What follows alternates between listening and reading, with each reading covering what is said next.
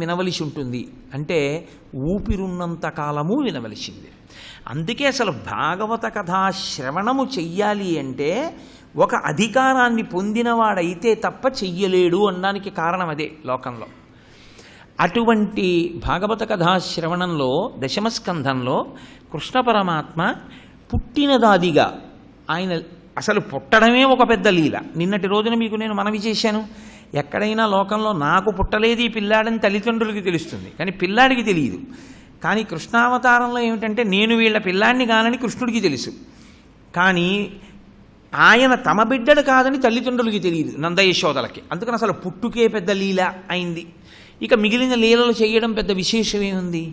కానీ ప్రతి లీల యందు ఒక గొప్ప రహస్యం ఒకటి నిక్షిప్తమై ఉంటుంది. అది ఎప్పుడూ ఆత్మోద్ధారకమై ఉంటుంది, మిమ్మల్ని ఈశ్వరుడి వైపుకి నడిపిస్తుంది. ఎలా నడిపిస్తుంది అని అడుగుతారేమో. మీరు ఒక్కసారి పట్టుకున్నారనుకోండి, అందులో ఉన్నటువంటి తత్వం పట్టుకోవడం జరిగిందనుకోండి, మెల్లిగా పరిశీలనం చెయ్యడం అంటూ ప్రారంభమైతే అది వాసనాబలంగా మనసుని పట్టుకుంటుంది. దారంది దోషమేమి ఉండదండి. మీరు దారం పట్టుకెళ్ళి మల్లె పువ్వుల కేసి కట్టారనుకోండి, దారం మల్లె పువ్వుల వాసన పట్టుకుంటుంది. దారాన్ని పట్టుకెళ్ళి పసుపు రాశారనుకోండి, పసుపు వాసన వస్తుంది. దారాన్ని పట్టుకెళ్ళి ఇంగు రాశారనుకోండి, ఇంగు వాసన వస్తుంది. అంతే తప్ప దారం సహజంగా సువాసన ఉండదు, దారం దుర్గంధము ఉండదు. అదే దారాన్ని పట్టుకెళ్ళి బాగా చెమటలో నలిపి వాసన చూశారనుకోండి, దుర్గంధం వస్తుంది. అది దారం యొక్క దోషం కాదు, ఏ పదార్థముతో కలిసింది అన్నదాని దోషం.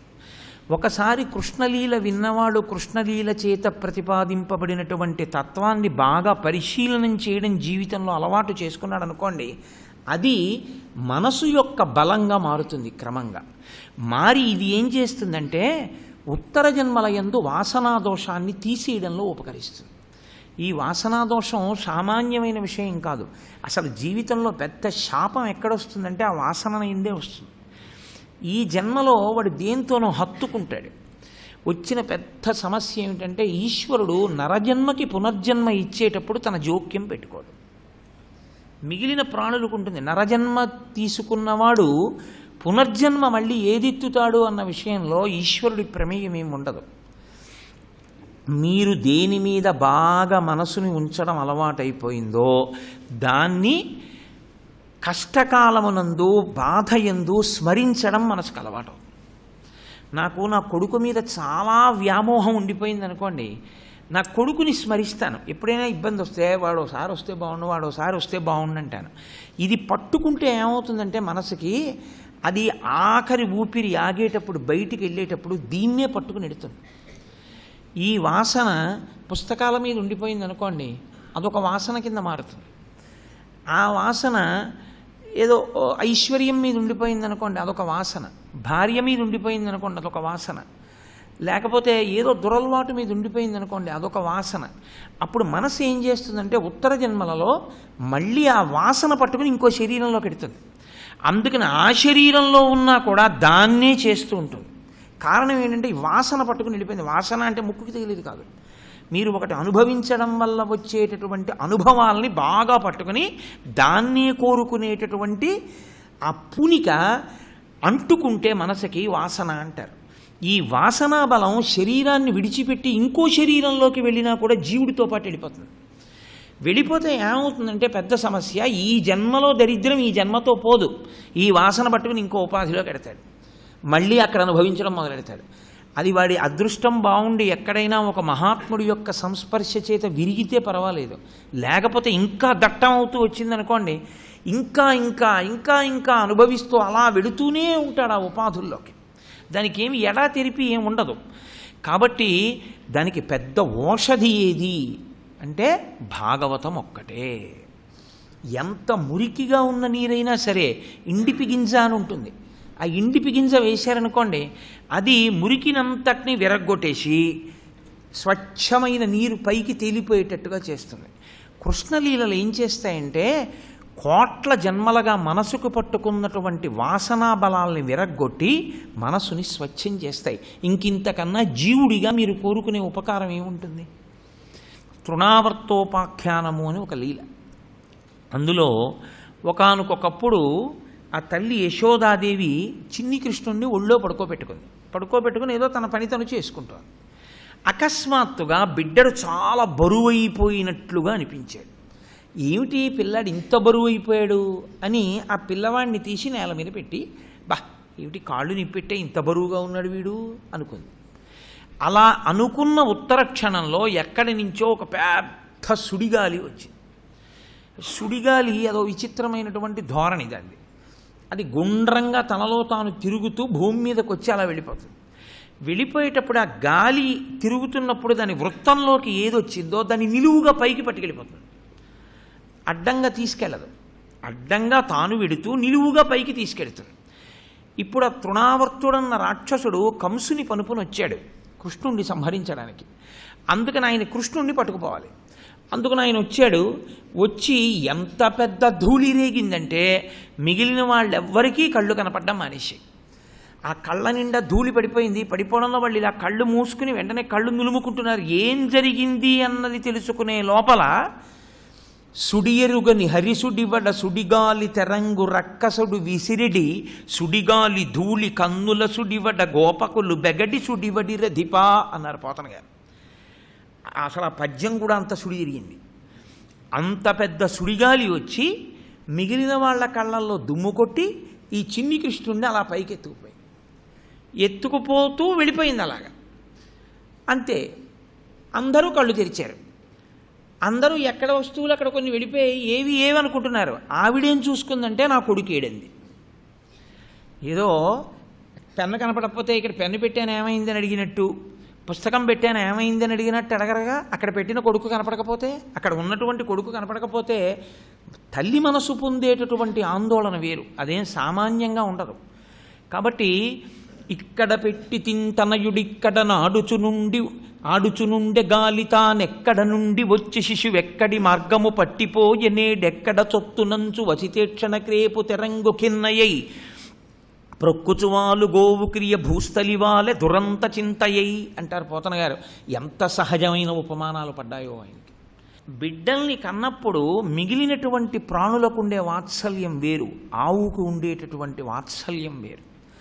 మీరు ఎప్పుడైనా చూశారో లేదో నాకు తెలియదు, కానీ ఈ ఆవులు నిండు చూడుతో ఉన్నటువంటి ఆవుల్ని ఆవుల సంతకి తీసుకెడతారు అమ్మడానికి. తీసుకెళ్ళినప్పుడు ఏమవుతుందంటే ఆవుల్ని కొనుక్కోవడానికి పెడతారు. ఈ ఆవుని రేపొద్దున్న నుంచి ఇంకా సంత మొదలవుతుందంటే ఇవాళ సాయంకాలానికి తీసుకెళ్ళి కట్టేస్తారు సంతల్లో. ఆ రోజు రాత్రి తెల్లవారుజామున 3 గంటలకో దానికి ఆ ఆవు ఈంటుంది, దానికి దూడ పుడుతుంది. పుడితే మావి ఇంకా శరీరంలోంచి పృష్ఠభాగంలోంచి మాంసము వేలాడుతుంటుంది. ఆ ఆవుని కొనుక్కుంటాడు ఎవడో, తెల్లవారుజామునే ఈనింది కదా ధేను సహితంగా ఏదో దానం చేద్దామని కొనుక్కుంటాడు. ఏదో పిఠాపురం సంతలో కొనుక్కున్నవాడు కాకినాడ తీసుకురావాలనుకోండి 13 కిలోమీటర్లు, ఆ ఆవుని బండి ఎక్కించారు. దూడని ఓ రిక్షాలోనో ఇందులోనో పడుకోబెట్టి వీడు రిక్షాలో కూర్చుని, రిక్షా లాగేవాడు తొక్కడు నడిపిస్తూ ఉంటాడు. రిక్షాలో కూర్చున్నవాడు ఆవుని కొనుక్కున్నవాడు ఆ లాగేవాడితో ఏదో కబుర్లు చెప్తూ వెళ్తూ ఉంటాడు. ఈ దూడ చిన్ని దూడ, ఇంకా దానికి ఏం తెలియదు, అది పడుకుంటుంది. వెనక మావి పృష్ఠభాగంలోంచి సాగుతూ ఉంటుంది ఇంకా మాంసం. ఈ ఆవు నిజంగా అప్పుడు దాని ఒళ్ళు ఎంత హోనమైపోయి ఎంత బాధతో ఉంటుంది మీరు ఆలోచించండి. ఒక్కొక్కసారి వెనక కుక్కలు వెంటపడుతుంటాయి. అప్పుడు అది ఆగకుండా ఆగిందనుకోండి, ఒళ్ళు నిప్పిగా ఉంది, కడుపులో బాధ పెట్టేస్తోంది, ఒక్క గడి ఆగుదామని ఆగిందనుకోండి, దూడ వెళ్ళిపోతుంది రిక్షాలో. అందుకని రిక్షావాడు ఆపడు, ఆవు బాధ అర్థం చేసుకోడు, వెళ్ళిపోతూ ఉంటుంది రిక్షా. ఇంతకన్నా దారుణం లోకంలో ఎక్కడా ఉండదు. ఆ వెళ్ళిపోతుంటే ఆవు ఆ దూడ కోసమని అంటూ అలాగే నడుస్తుంది. 13 కిలోమీటర్ల దూరం నడిచి వచ్చి ఆ ఆవుని కొనుక్కున్నవాడు దూడను దింపిన తర్వాత వచ్చి ఇంత దూరం అలిసిపోయానని పడుకోదు, వచ్చి అప్పుడు దూడ నాకుతుంది, నాకి ఆ దూడకి పాలిస్తుంది.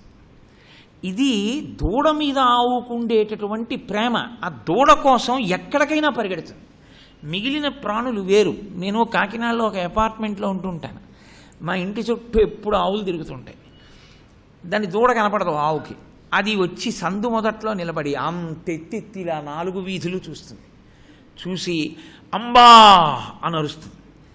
ఎక్కడి నుంచో ఈ దూడ వెళ్ళిపోయి ఏ వాల్ పోస్టర్లో ఏ గడ్డో లేకపోతే ఎవరో పాడేసిన పండు తొక్కలో తింటుంటుంది. అది చక్కగా సంతోషంగా మెల్లిగా ఓహో మా అమ్మ పిలుస్తోందని ఆ సందు చివరి నుంచి అంబే అంటుంది. ఇది మాత్రం ఎంతో కంగారుగా అది విన్న వైపుకి ఇలా చెవి పెట్టి పరిగెడుతుంది ఆ దూడ కోసం. అది దూడ మీద ఆవుకుండేటటువంటి పిచ్చి ప్రేమ.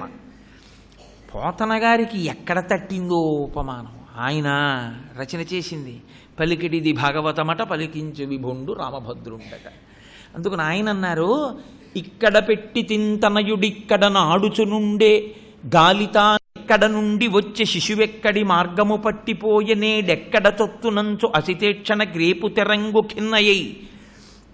ఒక ఆవు దూడ కోసం ఎలా పరిగెడుతుందో అలా ఆ సుడిగాలి పట్టుకుపోయింది. ఎటు వెళ్ళిపోయాడు పిల్లాడు ఏం తెలుసు, ఎటు వెళ్ళిపోయిందో తెలియదండి అని చెప్పి కూర్చుంటుంది ఏమిటి, అంతే పరిగెడుతోంది ఆవిడ రోడ్డు మీద.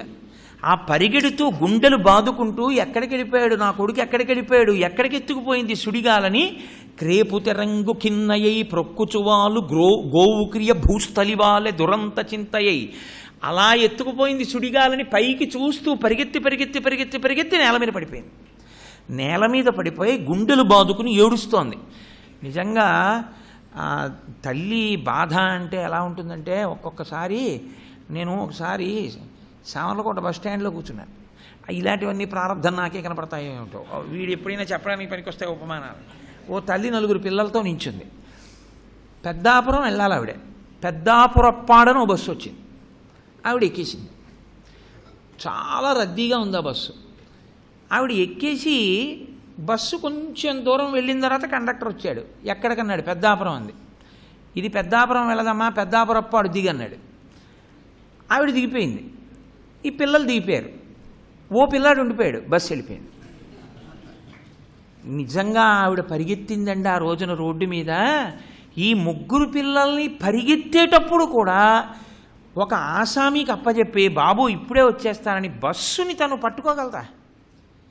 అసలు నిజంగా ఒంటి మీద బట్ట ఉందో లేదో కూడా చూసుకోకుండా గుండెలు బాదుకుంటూ పరిగెడుతుంటే హృదయ విదారకం అన్నమాట. నిజంగా పాపం ఎవరో చూసి కంగారు పడకమ్మా మేము ఆపుతామని గబగబా వెళ్ళి ఆ బస్సును ఆపి ఆ పిల్లాడిని ఎక్కించి తీసుకొచ్చారు. అంటే తల్లి మనసు అలా ఉంటుంది. బిడ్డ కనపడకపోతే ఉండేటటువంటి స్థితి ఎటువంటిది. అందున లేక లేక లేక లేక పుట్టినటువంటి పిల్లాడు చిన్ని కృష్ణుడు, అంతటి అందగాడు. ఆ పిల్లాడు కనపడక అందగాడమనివ్వండి అందగాడు కాకపోనివ్వండి, అమ్మకి కొడుకు అందగాడంతే. కాబట్టి ఇప్పుడు ఆవిడ ఆవు దూడ కోసం పరిగెత్తినట్టు పరిగెత్తింది.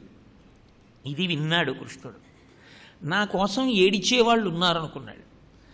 ఈ పైకి తీసుకుపోతున్నాడు రాక్షసుడు. అంత ఎత్తుకు తీసుకెళ్ళి ఆయన ఉద్దేశం ఏమిటంటే అక్కడి నుంచి వదిలేస్తే కింద బండల మీద పడి ఆ పిల్లాడు చచ్చిపోతాడు. ఇప్పుడు ఆయన ఏం చేశాడంటే అమ్మ ఏడుస్తోంది నా కోసమని 2 చేతులు భయపడిపోయినటువంటి పిల్లవాడు ఇలా నాన్నగారికి 2 మెడ చుట్టూ వేసేసి గట్టిగా పట్టుకున్నట్టుగా భయపడిపోయిన పిల్లవాళ్ళ ఎత్తుకుపోతున్నప్పుడు 2 చేతులు వేసి ఆ రాక్షసుడి యొక్క మెడ పట్టుకున్నాడు. పట్టుకుని విపరీతమైన బరువు అయిపోయాడు. ఆయన్ని కింద పడేద్దామనుకున్న రాక్షసుడు తాను కింద పడిపోవడం మొదలుపెట్టాడు. హరికరతల పీఠనమున పరవశుడై రాల మీద భగ్నంగకుడై సురవైరి భటుడు కూలెను పురభంజను గోల కూలు పురముంబోలెన్ అంటారు. ఏమి పడ్డాయో మహానుభావుడికి శివకేశవ అభేదం. పరమశివుని యొక్క బాణపు దెబ్బకి త్రిపురములు ఎలా పడిపోయాయో నేల మీద, అలా ఆ హరికరతల పీడనమున పరవశుడై రాల మీద భగ్నంగకుడై ఆ కృష్ణుడి యొక్క బరువు తట్టుకోలేక వదలరా నాయన నేరకపోయి నిన్నట్టుకొచ్చాను నన్ను వదిలేయిరా అంటే ఆయన వదులుతాడా? గట్టిగా పట్టుకున్నాడు. ఆ బరువుగా పైనుంచి తృణావర్తుడనేటటువంటి రాక్షసుడు కింద పడి రాళ్ల మీద పడి శరీరం ముక్కలై చనిపోయాడు. ఏమీ తెలియని పిల్లాళ్ళ పెద్ద రాక్షసుడి శరీరం మీద పడి ఆడుకుంటున్నాడు. పాపం ఈ గోపకాంతలకేం తెలుసు, మళ్ళీ వాళ్ళు వస్తారు. నేలంగూలిన మేటి పెన్నురముపై నిర్భీతి క్రీడించు బాలారమ్మని మూపు చేర్చుకొని సంస్పర్శించి ఆరార్చుతున్ వాళ్ళు మళ్ళీ రక్ష పెడుతుంటారు ఆయనకి. గబగబా యశోద చూసింది, ఆ పిల్లాడిని ఎత్తుకొని. ఈ చుట్టూ ఉన్నటువంటి గోపాల బాలురు గోపకాంతలు అన్నారు, రక్షణము లేక సాధుడు రక్షితుడగు సమత చేసి రాయుడులందున్ రక్షణలు వేయి కలిగిన శిక్షితుడగు కలుడు పాప చిత్తుండగుటన్ అన్నారు. పోతన గారి భాగవతం అమృత భాండాలు ఒక్కొక్క పద్యం. రక్షణము ఏమీ తనంత తాను కల్పించుకోకపోయినా భగవద్భక్తి కలిగినటువంటి వాడు, పరమ పుణ్యశీలి అయినటువంటి వాడు, తల్లిదండ్రులంతటి పుణ్యాత్ములైతే ఆ పిల్లవాడికి వచ్చినటువంటి ఆపద కూడా తప్పిపోయి రక్షింపబడతాడు. పరమ పాపాత్ముడైనటువంటి వాడు, లోకకంటకుడైనటువంటి వాడు తన చుట్టూ ఎన్ని రక్షణలు పెట్టుకున్నా ఆపత్కాలమునందు ఆ రక్షణలు పని చెయ్యక తాను మట్టి కరిచేస్తాడు. కాబట్టి రక్షణము లేక సాధుడు రక్షితుడగు సమత చేసి రాయుడులందున్ రక్షణలు వేయి కలిగిన శిక్షితుడగు కలుడు పాపచిత్తుండగుటన్. ఇదిరా ఆశ్చర్యం.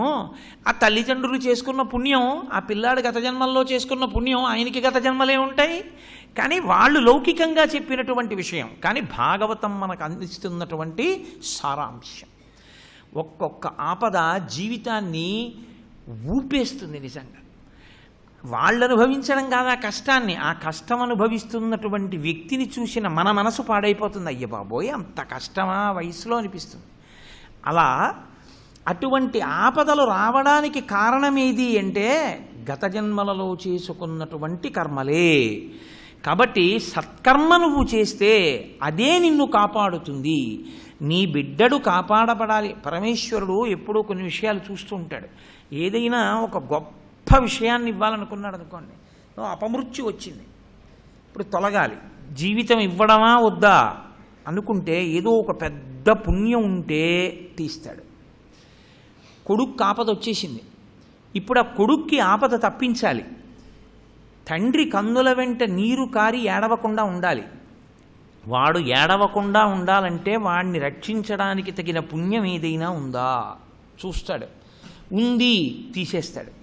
అందుకే యశోద ఒక మాట అంటుంది ఆ చిన్ని కృష్ణుణ్ణి పట్టుకుని, గత జన్మంబులనేమి చేసితిమో, యాగశ్రేణులేమేమి చేసితిమో, ఎవ్వరికేమి పెట్టితిమో, ఏ చింతారతిన్ పొద్దుపుచ్చితిమో, ఏ సిద్ధాశ్రమమునం త్రొక్కితిమో, ఇప్పుడు చూడగంటిమిచటన్ కృష్ణార్భకున్ నిర్భయున్ అంటుంది. ఈ పద్యాలు మీరు ఏదో సాధారణంగా విని తీసేయవలసినటువంటి పద్యాలు కావు. జీవితంలో బాగా స్ఫురణలో ఉంచుకోవలసినటువంటి విషయాలు. గత జన్మంబులనేమి చేసితిమో, మేము గత జన్మలలో ఏదో చేసి ఉన్నాం. యాగశ్రేణులేమేమి చేసితిమో, ఏవో కొన్ని యాగములు చేసి ఉంటే ఆ యాగముల వలన వచ్చినటువంటి పుణ్యము ఇటువంటి ఆపదలు గట్టెక్కడానికి పనికొస్తుంది. యాగశ్రేణులేమేమి చేసితిమో, ఎవ్వరికి ఏమి పెట్టితిమో. ఒక్కొక్క మహాపురుషుడు ఉంటాడు, ఆయన ఏమి కోరుకునేటటువంటి వ్యక్తి కాడు, కానీ మీ అదృష్టం బాగుంది, ఆయనకి కాసిన మంచినీళ్ళు ఇచ్చే అదృష్టం కలిగింది, అంతే రక్షింపబడతారు. అందుకే పూర్వం మన వాళ్ళు ఇల్లు కడితే అరుగు లేకుండా ఇల్లు కట్టేవారు కాదు, బయట అరుగులు పెట్టి అప్పుడు ఇల్లు కట్టేవారు. ఎందుకని అంటే ఆ ఇంటి లోపల ఎవరున్నారు? యజమాని, యజమానురాలు, పిల్లలు ఉన్నారు. ఇప్పుడు ఆ యజమానురాలు పిల్లలు ఎలా రక్షింపబడతారు అంటే చేసుకున్న పుణ్యం వల్ల రక్షింపబడతారు. 2 అరుగులు ఉన్నాయనుకోండి, అటుగా వెళ్ళిపోతున్నటువంటి ఒక బాటసారి బడలిపోయి వెళ్ళి ఆ అరుగు మీద కూర్చుంటాడు. మేము దాదాపు 200 మంది కాకినాడ నుంచి దక్షారామం పాదయాత్ర చేశాం ఒకప్పుడు. ఆ పాదయాత్ర చేసి నడిచి వెళ్ళిపోతున్నప్పుడు ఒకసారి కూర్చోవాలనిపించింది. కూర్చోవాలనిపిస్తే ఎక్కడ కూర్చుంటాం? అక్కడక్కడ చెట్లు అవి కనపడితే కూర్చునేవాళ్ళం. ఒక ప్రాంతానికి వెళ్ళేటప్పటికి ఒక ఇంటి ముందు పెద్ద పెద్ద అరుగులు కనపడ్డాయి. అమ్మయ్యాన అందరం ఆ అరుగులు ఎక్కి కూర్చున్నాం. ఆ ఇంటి యజమాని తలుపు తీశాడు.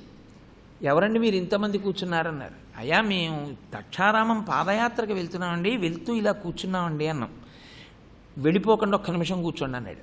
అని గబగబా స్నానం చేసేసి ఇన్ని మంచినీళ్లు పట్టుకుని బిందెతోటి గ్లాస్ పట్టుకుని వచ్చి, అయ్యా అందరూ కాసిన మంచినీళ్ళు తాగి వెళ్ళండి, అంత దూరం పాదయాత్రకు వెళ్తున్నారు, మా అరుగు మీద కూర్చున్నారు, కాసిన మంచినీళ్ళు తాగి సేద తీరి వెళ్ళండి అని ఆయన ఊరుకోలేదు. మీరు ఒక్క గడి ఆగితే మీ అందరికీ కాఫీ కావాలంటే కాఫీ అవి పెట్టించిస్తానన్నాడు. ఒక్క అరుగు ఎంతో కష్టపడి పాదయాత్రలో దక్షారామం వెడుతున్నటువంటి అంతమంది బాటసారులు విశ్రాంతి తీసుకోవడానికి స్థావరమైంది. ఇప్పుడు వాళ్ళకి దాహార్తి తీర్చడానికి కసిని మంచినీళ్ళు ఇవ్వడానికి అలవాలమైంది. నాకు కాకినాడలో 1-2 చోట్ల చూస్తూ ఉంటాను. మూగజీవులు త్రాగుటకు నీరు అని ఓ కుండీ బయట పెట్టి దాంట్లో నీళ్లు పోసి ఉంచుతారు. ఈ మంచి ఎండాకాలంలో కాకులు అవి మధ్యాహ్నం అయ్యేటప్పటికీ ఎక్కడెక్కడి ఆవులు అక్కడికి వచ్చి కడుపు నిండా నీళ్లు తాగి ఒక్క గడియ ఆ ఇంటి ముందు అలా నిలబడతాయి. ఆ యజమాని లోపల ఉన్నవాడి ఖాతాలో ఎంత పుణ్యం పడిపోతుందో, ఇన్ని ఆవులు నీళ్లు తాగుతున్నాయి ఎండలో వచ్చి. కాబట్టి ఎవ్వరికేమి పెట్టితిమో మామూలుగా పెట్టడం ఒకెత్తు చాలా మంచిదే. ఒక్కొక్క నాడు శంకర భగవత్పాదుల చేతిలో వేసిన ఉసిరికాయ స్వర్ణ ఉసిరికల్లే కురిపించినట్టు ఏ మహాత్ముడికి పెట్టే అవకాశం నీకు కలుగుతుందో. అసలు అన్నిటికన్నా పెద్ద రహస్యం ఏమిటో తెలుసా అండి? మీకు ఏదో పెద్ద ఉపకారం చేయించాలని పరమేశ్వరుడు సంకల్పం చేస్తేనే మహాత్ముల్ని పంపిస్తాడు ఆతిథ్యం తీసుకోవడానికి, లేకపోతే పంపడం. ఊరక రారు మహాత్ములు వారథముల ఇండ్ల కడకు వచ్చుటలెల్లన్ కారణము మంగళములకు మీరొచ్చుట శుభము మాకు నిజము మహాత్మా అంటాడు నందుడు గర్గుడు వస్తే దశమస్కంధంలోని. కాబట్టి మహాత్ములు రావడం అంటే పరమేశ్వరానుగ్రహం కలిగింది అని గుర్తు. ఎవ్వరికేమి పెట్టితిమో ఏ చింతారతిన్ పొద్దు పుచ్చితిమో. సమయం వెళ్ళిపోతుంది.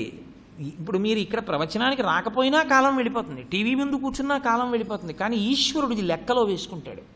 వీడు ఒకానొకప్పుడు భగవత్ సంబంధమైనటువంటి విషయాన్ని వింటూ 2 గంటలు గడిపాడు, లేకపోతే వీడు ఈశ్వరుడు గురించి చింతనం చేశాడు, ఆలోచించాడు కొంతసేపు. దీన్ని ఆయన లోపలికి తీసుకుంటాడు, ఖాతాలోకి పుణ్యంగా తీసుకుంటాడు. అందుకే కొన్ని పుణ్యాలు మీకు అసలు అనుకూరు కూడా. అనుషంగిక పుణ్యము అని ఉంటుంది. ఆవు గుళ్ళోకి వెళ్ళింది, ఆవుని పట్టుకోవడానికి ఆయన గుళ్ళోకి వెళ్ళాడు, ఆవు గుడి చుట్టూ తిరిగింది, మీరు తిరిగారు, ఆవు బయటకు వచ్చింది, మీరు తిరిగారు, ప్రదక్షిణ పుణ్యం వేస్తాడు ఆయన. అది అనుషంగిక పుణ్యం. ప్రాసంగిక పుణ్యము అని ఉంటుంది. మీరు ఎవరో ఒక భక్తుడి దగ్గరికి వెళ్ళారనుకోండి, ఏమైనా గుండు చేయించుకున్నాం అన్నారనుకోండి, తిరుపతి వెళ్ళి వచ్చానండి బాగా జరిగిందా అంటే 3 మాటలు దర్శనం, మేల్చాట్ వస్త్రం అండి, అయ్య బాబోయ్ ఏమి దివ్యమంగళ విగ్రహం అండి అంటుంటే మీరు విన్నారనుకోండి, ఓ తిరుపతి వెళ్ళారా అన్నారనుకోండి, మీరు కూడా వీడు తిరుపతి అన్నాడు అని వేసుకుంటారు. అంతేనా? మళ్ళీ ఇంకా ఉన్నాయా యాత్రలో అంటే, మళ్ళీ వచ్చే కార్తీక మాసంలో మేము అందరం కలిసి వెడుతున్నామండి ఉత్తర భారతదేశం, సరే గంగానది ఉంటుంది, అదేమిటి ఆ ఊరి పేరు, కాశీ అండి అన్నాడు అనుకోండి. ఆయన కాశీ అన్నాడు, ఈయన కాశీ అన్నాడు, ప్రాసంగిక పుణ్యం కాశీ అన్నాడు అని వేసుకుంటారు. అది ప్రాసంగిక పుణ్యము. మీరు తెలిసో తెలియకో మాట్లాడితే వేస్తాడు. కాబట్టి ఏ చింతారతిన్ పొద్దు పుచ్చితిమో, మీరు సరి అయినటువంటి విషయం గురించి చేసినటువంటి ఆలోచన కూడా పుణ్యంగా ఈశ్వరుడు తీసుకుంటాడు. సర్వం శ్రీ ఉమామహేశ్వర పరబ్రహ్మార్పణమస్తు. స్వస్తి.